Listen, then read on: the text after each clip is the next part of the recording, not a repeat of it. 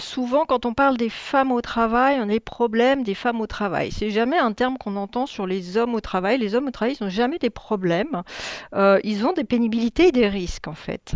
Euh, Quand on parle d'accidentologie masculine, on parle bien de pénibilité et de risque, hein.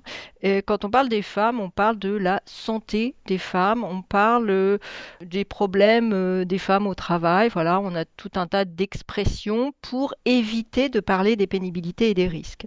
Or, moi, je pense que, il faut aborder la question de la santé des femmes au travail sous le même angle que les pénibilités et les risques des hommes, c'est-à-dire avec les termes de pénibilité et de risque.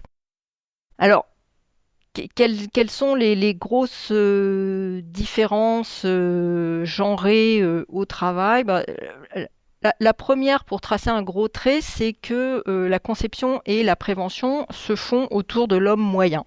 Tout est calculé pour des hommes moyens. Et si on ne prend que la taille, il y a 12 cm de différence, en France en tout cas, entre la taille moyenne des femmes et la taille moyenne des hommes. Et donc évidemment, résultat, quand on fait des hauteurs de bureau, quand on fait des sièges, des équipements de protection individuelle, les masques, les casques, les gants, voilà, tout ce qu'on veut, quand on fait un nombre de toilettes qui est dimensionné pour des corps d'hommes, et bah, les femmes moyennes et les femmes qui sont en dessous de la moyenne féminine, elles sont extrêmement défavorisées dans ces conditions.